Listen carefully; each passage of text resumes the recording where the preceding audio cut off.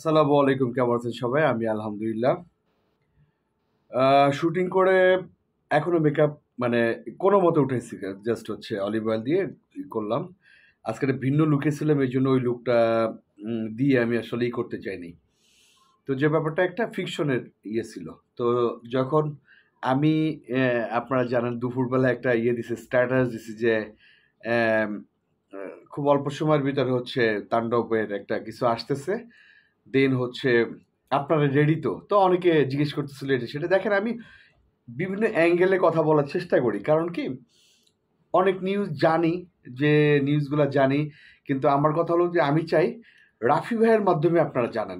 আমি হয়তো একটু উপর থেকে নিচ থেকে আমি করতে পারি, আপনি ইঙ্গিতটা দিয়ে আমাদের মানে আমি আপনাদের যে আসতেছে বা করতেছে। এই যেমন আপনারা যখন অ্যানাউন্সমেন্টটা পাইছেন তার ঠিক 1-1.5-2 ঘন্টা আগে আমি আপনাদের বলে দিছি যে আসলে রেডি তো আপনারা তাণ্ডবের জন্য।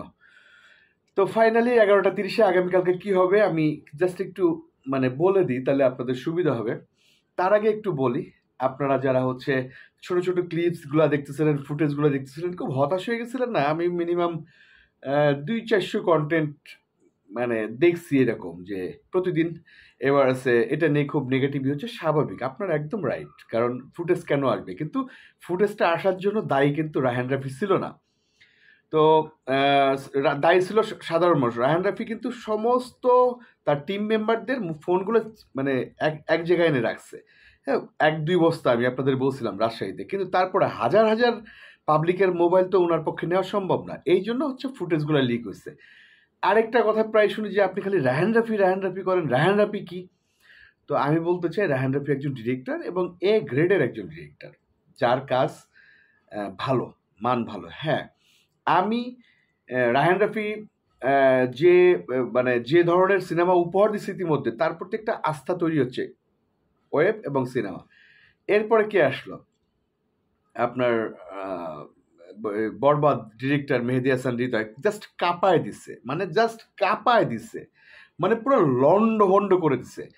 কিন্তু এর আগে কিন্তু ওই রাফি ভাই কিন্তু সাকিব ভাইকে নিয়ে গেমটা খেলে দিচ্ছে, তুফান।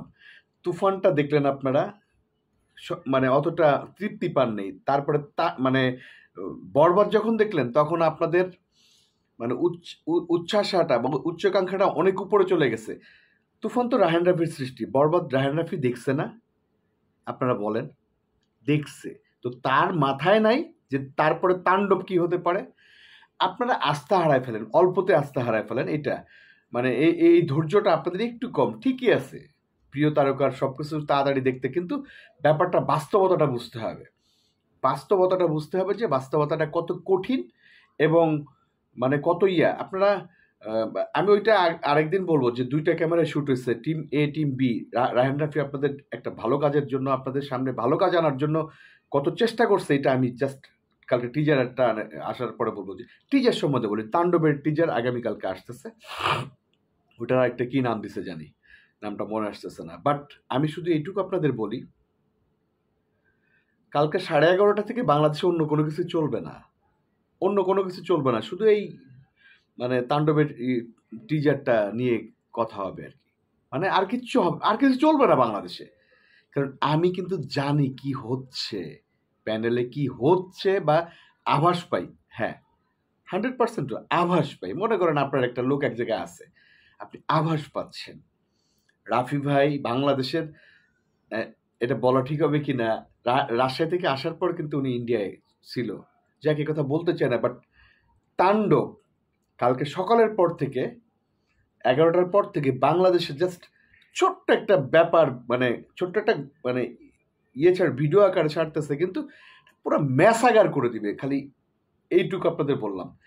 আর ইতিমধ্যে আপনারা জেনে গেছেন যে আসলে শ্রীলঙ্কায় গেছে। আমি আসলে জানার পরেও আমি আসলে আপনাদের কিচ্ছু বলি নাই, কিচ্ছু বলি নাই, কিচ্ছু বলি না। আপনারা জানেন, অনেকে বলতেছেন সকালে গেছে, এইটা গেছে, ওইটা গেছে, অনেক স্বাভাবিক ভাই। আপনারা তো সঠিক জানেন না, আপনারা তো এলোমেলো বলবেনই।